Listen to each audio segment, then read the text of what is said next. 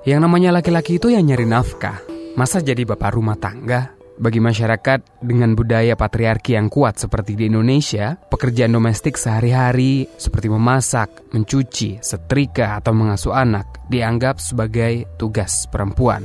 Pemisahan peran laki-laki dan perempuan memang sudah kadung kuat melekat, sehingga perempuan lebih banyak ditempatkan di ruang-ruang domestik. Konsep semacam itu di Indonesia bahkan diundangkan. Tengok saja Undang-Undang Nomor 1 Tahun 1974 tentang perkawinan. Pada pasal 31 disebutkan suami adalah kepala keluarga dan istri ibu rumah tangga. Konsep yang mewajibkan laki-laki menjadi pencari nafkah utama memang masih banyak dijalankan di berbagai budaya atau masyarakat di dunia. Gak cuma di Indonesia. Bahkan di Amerika Serikat yang sering diasumsikan lebih maju dan terbuka, ada penelitian yang menyebut laki-laki milenial di sana lebih mengidamkan istri yang berperan sebagai ibu rumah tangga. Kali ini saya bakal ngobrol bareng Fauzan Zailani yang biasa saya panggil Mas Ojan. Anda mendengarkan Love Buzz bersama saya, Asrul Dwi.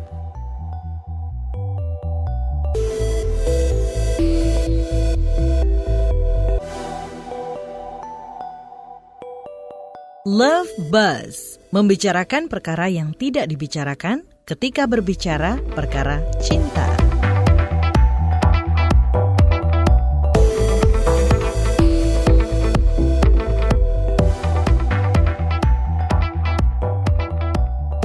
Sekarang aktivitasnya sehari-hari ngapain, Mas Ojan? Aktivitasku sehari-hari lebih sering di rumah karena kebetulan kerjaanku masih bisa di cover di rumah dan aku kerja project by project ngurusin untuk digital campaign, jadi itu bisa di handle di rumah. Ya emang waktu lebih banyak itu di rumah. Kalau di rumah ngapain memang? Kalau di rumah lebih sering ya karena udah punya anak, jadi lebih sering main sama anak, terus juga ya ngerjain beberapa tugas-tugas rumah. Kebetulan istriku juga bekerja, dia bekerja office hour, jadi jam 8 sampai jam 5. Ya kebetulan aku juga kalau misalnya mungkin ada kebutuhan untuk meeting, aku bakalan lebih setting itu lebih siang kalau nggak lebih sore. Supaya jadwalnya ketemu dengan istri. Supaya jadwalnya ketemu gitu dengan istri dan nggak begitu jauh. Jadi anakku mungkin aku titipkan ke orang tuaku dulu kalau misalnya emang ada jadwal keluar. Berarti kan istilahnya jadi bapak rumah tangga gitu ya, atau bahasa kerennya stay at home dad gitu kan. Ada ini loh, hashtagnya juga loh itu kalau di Instagram.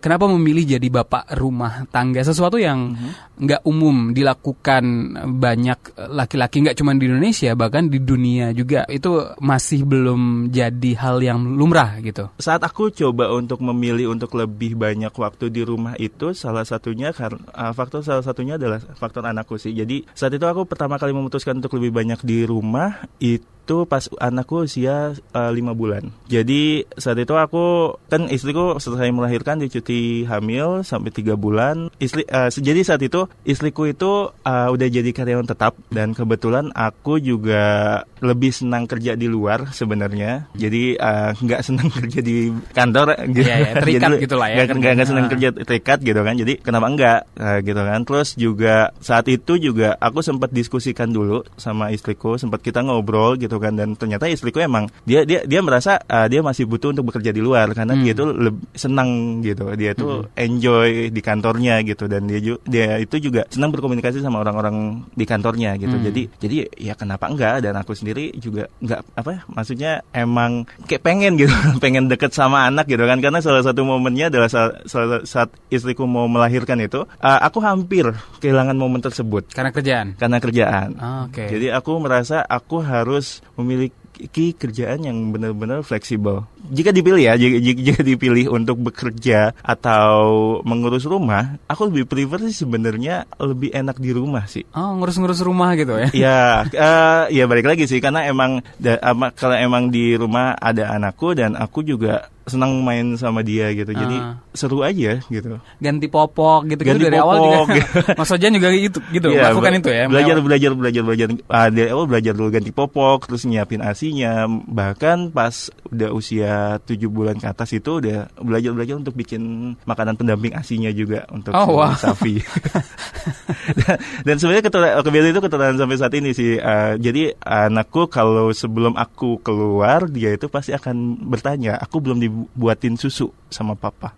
gitu. Kayaknya kalau misalnya udah ada janji keluar, malam sebelumnya aku akan bilang, jadi dia bilang perjanjiannya adalah ajak aku main dan buatin aku susu dulu baru papa boleh keluar. Mempengaruhi banget berarti ya hubungan antara anak sama bapak gitu ya. Kalau yang konvensional kan biasanya perannya adalah ibu yang ngurusin anak, kemudian bapak nyari duit, dan ekstrimnya sih nggak ada hubungan emosional gitu ya dengan anaknya gitu. Ya, aku sih merasa kedekatan emosional ayah dan anak itu sangat penting ya Mas ya. Karena aku sendiri coba untuk merefleksikan aku yang terdahulu gitu kan, dengan keluargaku yang terdahulu, di mana kedekatan ayah dan anak itu ya sangat penting gitu. Karena dari sisi ayah sendiri pun, aku sendiri merasa kalau misalnya aku bertemu dengan anakku, semua masalah, semua stres itu lepas gitu. Dan begitu pula kalau misalnya yang aku rasakan anakku di saat dia dekat sama aku, ya dia itu bisa berbicara apa, ya bisa bertanya apa aja gitu. Dan juga apalagi kalau misalnya kita lagi jalan bareng gitu kan, terus dia mau minta sesuatu di saat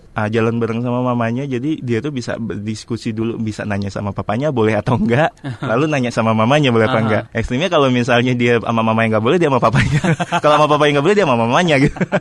Umur berapa sih sekarang? Umurnya sekarang udah 3 tahun Mas. Oh, Januari kemarin 3 tahun. Makanya udah bisa ngajak diskusi. Udah gitu ngajak, dia udah bisa ngajak untuk negosiasi, udah bisa protes juga. Dan kalau misalnya aku terlalu sibuk dengan laptopku di rumah, dia akan protes juga.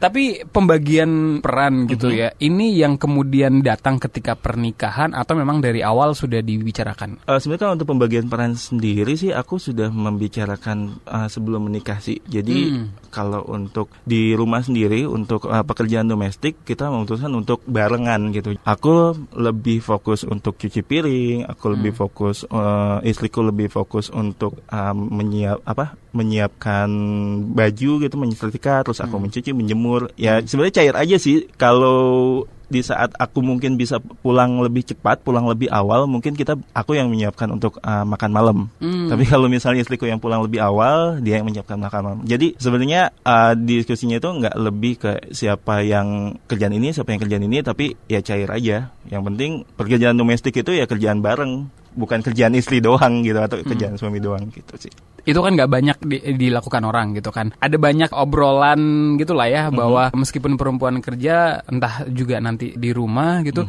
laki-laki juga tetap harus nyari duit. Intinya adalah dari obrolan itu kan laki-laki harus jadi pencari nafkah utama gitu. Nah, pembagian peran semacam ini kan sudah diajarkan sejak kita kecil, bahkan di sekolah juga diajarin kayak gitu. Terus kalau Mas Ojan nemu pencerahan dari mana sebenarnya sih?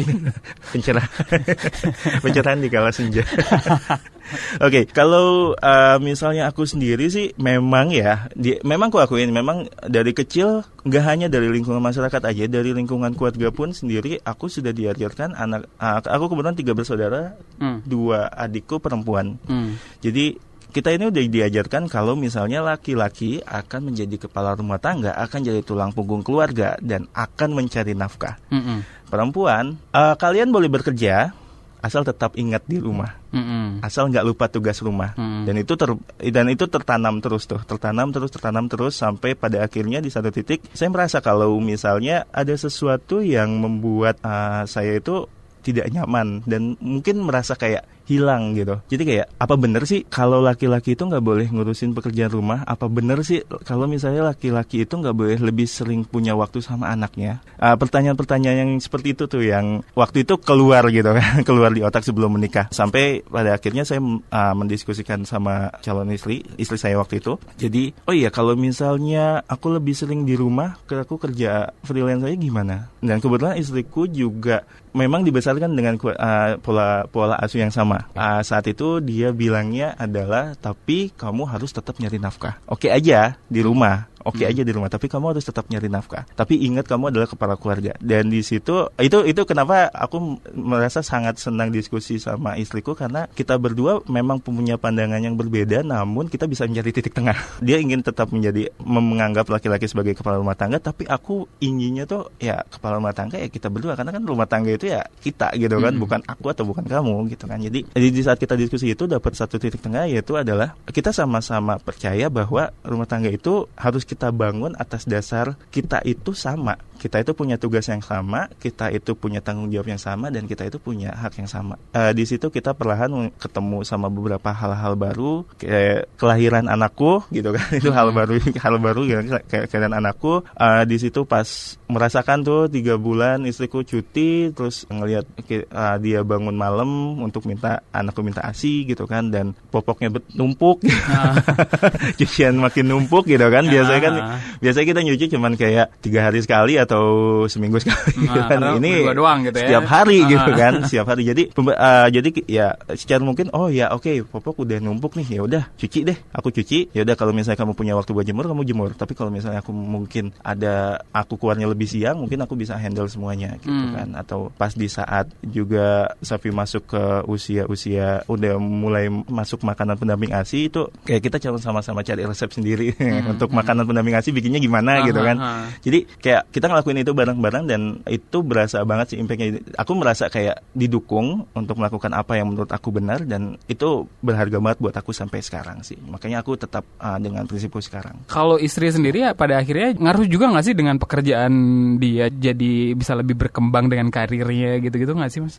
Yang aku lihat sih ya sih, Mas. Jadi pas di saat dia bekerja, dia lebih fokus sih, terlihat lebih fokus sih. Karena aku kan juga maksudnya aku pas ngumpul sama teman-temanku, aku sering dapat cerita dari temanku yang dan beberapa temanku ada yang lebih ekstrim, yang mungkin menyuruh istrinya untuk berhenti bekerja gitu kan. Padahal yang aku lihat saat itu karirnya emang lagi bagus-bagusnya. Menurutku sih ya, kalau misalnya dari dia sendiri, dari istriku sendiri, dia merasa lebih berkembang sih, dan itu yang menurutku itu yang aku memang inginkan gitu kan. Jadi aku nggak mau untuk menghambat perkembangan siapapun. Komunikasi juga jadi lebih bagus ya? Komunikasi jadi lebih bagus, terutama kalau misalnya dia itu sedang ada masalah di pekerjaan dan aku juga ada masalah di pekerjaan. Jadi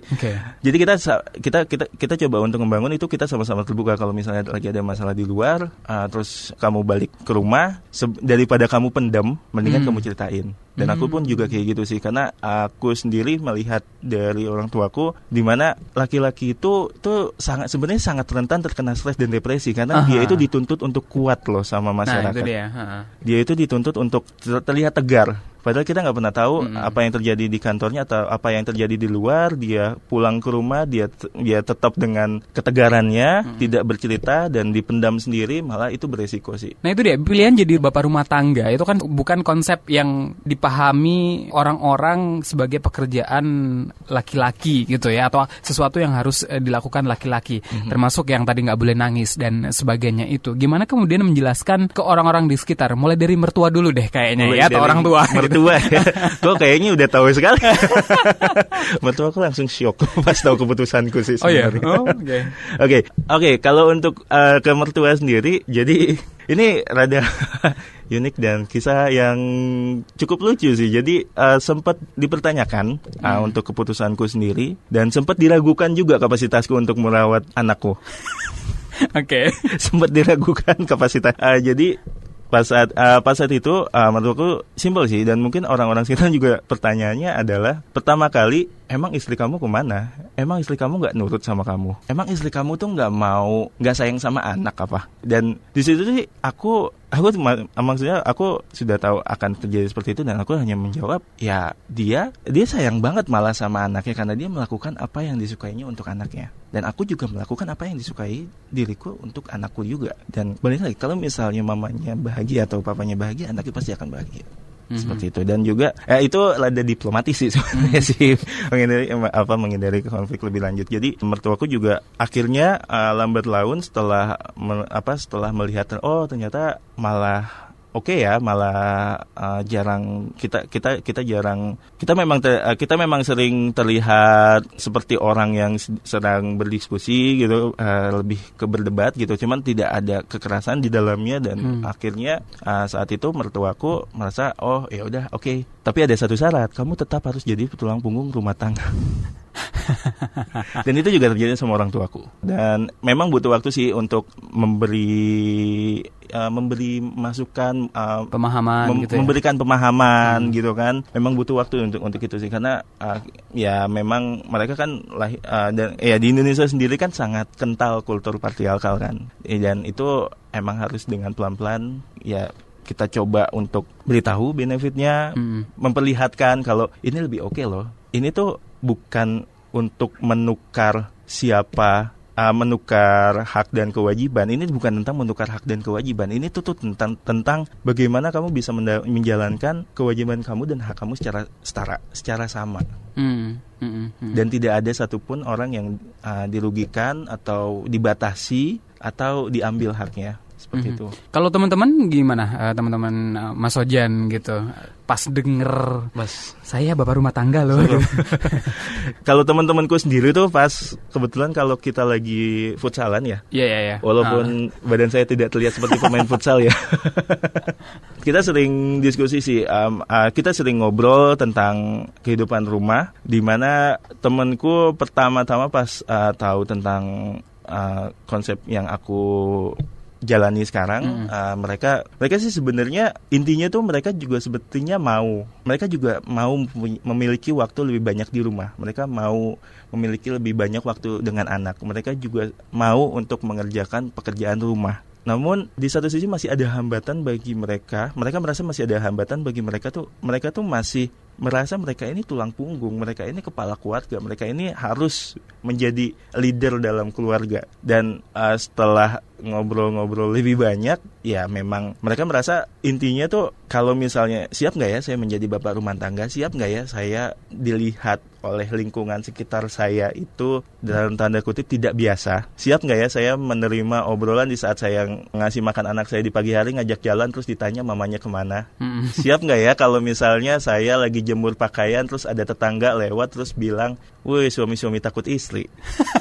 Ya, pernah apa seperti itu yang ternyata memang sebenarnya menjadi bapak rumah tangga itu kamu butuh mendiskusikan dengan pasangan, dan juga itu tuh sebenarnya kamu juga bisa untuk memberikan contoh ke masyarakat bahwa it's okay loh laki-laki mengerjakan pekerjaan domestik, nggak apa-apa loh laki-laki mengasuh anak, nggak apa-apa loh laki-laki di rumah gitu, asal dia itu menjalani, bisa membuktikan bahwa saya itu di rumah itu bukan buat leha-leha, saya itu di rumah bukan buat tidur bangun ngopi gitu kan, tapi saya di rumah melakukan sesuatu yang dimana memang itu adalah pekerjaan saya dan istri saya di dalam rumah tangga. Tadi kan berkali-kali ngomong soal anggapan laki-laki harus jadi tulang punggung keluarga, dan biasanya kalau di kita itu kan laki-laki lebih dominan untuk financially gitu kan, secara finansial. Nah untuk hal-hal yang kayak gini jadi masalah nggak sih sebenarnya, Mas? Kalau dalam diriku sendiri sih sebenarnya nggak begitu masalah sih, Mas. Maksudnya cara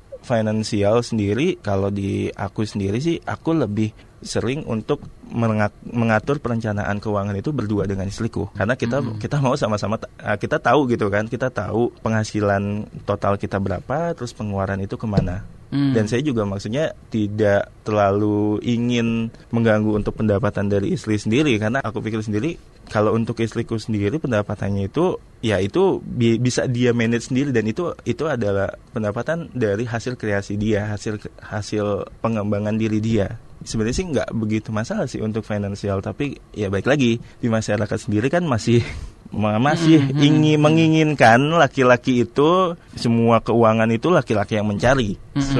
Bahkan banyak banget yang terjebak tuh keuangan, walaupun mentang-mentang keuangan itu laki-laki yang mencari, jadi laki-laki lah yang bisa menentukan pengeluaran itu harus kemana saja. Jadi seakan-akan membatasi untuk perempuan atau istrinya itu untuk mengatur keuangannya sendiri. Kalau sekarang kemudian yang berkembang kan ada banyak obrolan soal toxic masculinity gitu ya. Apa yang Mas Sojan lakukan ini kan mendekonstruksi itu gitu kan. Ngajarin hal-hal yang semacam ini gitu, harus mulai dari mana sih ketika secara kultur saja gitu. Kita masih belum ada wacana mungkin secara masif untuk ke arah sana. Mendekonstruksi soal peran laki-laki seharusnya kayak gimana sih? Oke, mendekonstruksi. Gimana ya bahasanya ya? Agak berat ya kalau dekonstruksi ya. Sebenarnya balik lagi ke dalam diri laki-lakinya sendiri sih.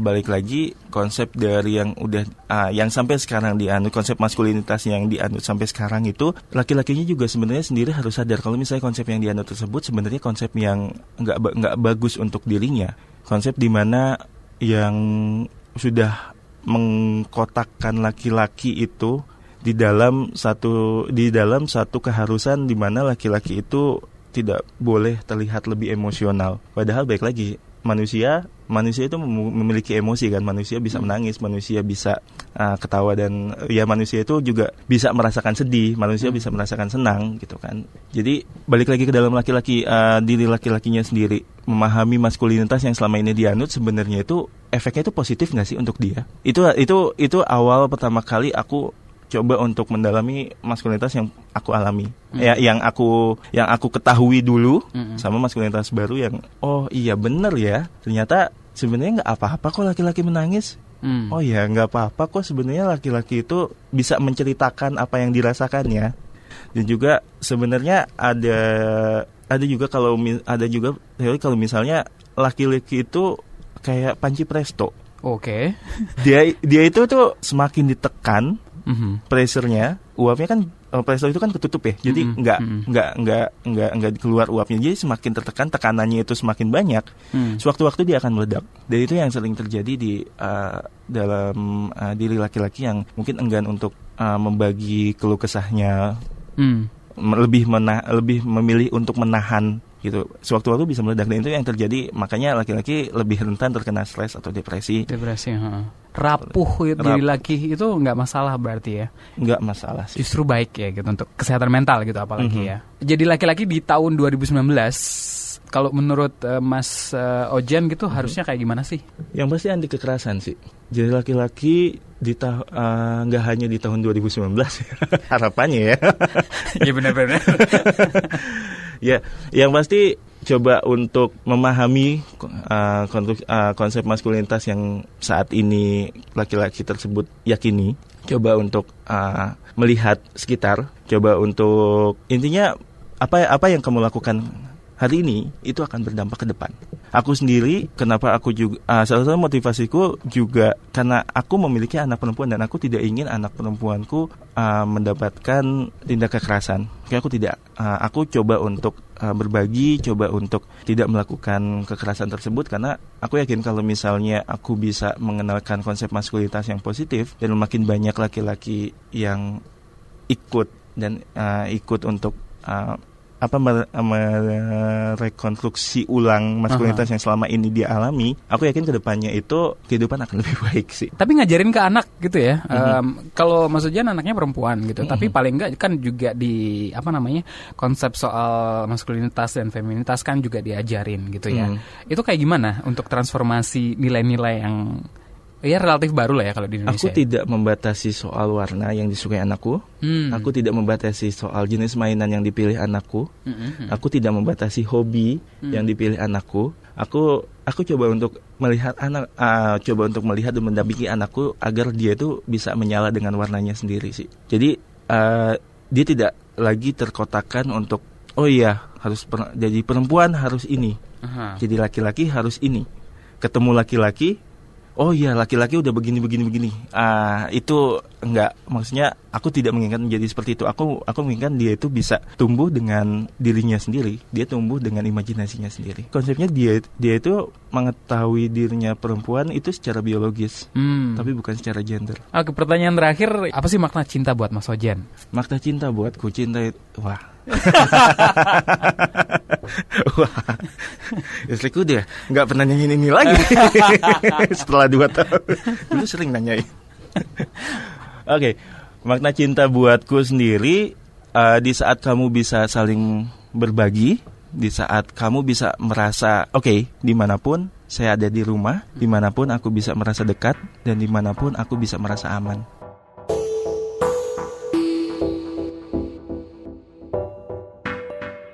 Film Ada Apa Dengan Cinta yang kali pertama tayang, kalau nggak salah sih tahun 2002 ya, punya tawaran lain mengenai konsep maskulinitas melalui tokoh Rangga. Rangga nggak seperti Boy dalam film Catatan Si Boy yang digambarkan sebagai remaja kaya, supel, suka olahraga, fisiknya kekar dan populer, serta rajin ibadah bahkan. Sebaliknya, Rangga digambarkan sebagai seorang yang pendiam, intelektual, tidak agresif, lembut, puitis, dan bisa memasak. Gak ada penggambaran macho atau badan kekar lengkap dengan perut six pack dan demen kegiatan fisik. Rangga demen menyendiri, bikin puisi, jauh dari gambaran generik mengenai maskulinitas yang dianggap ideal.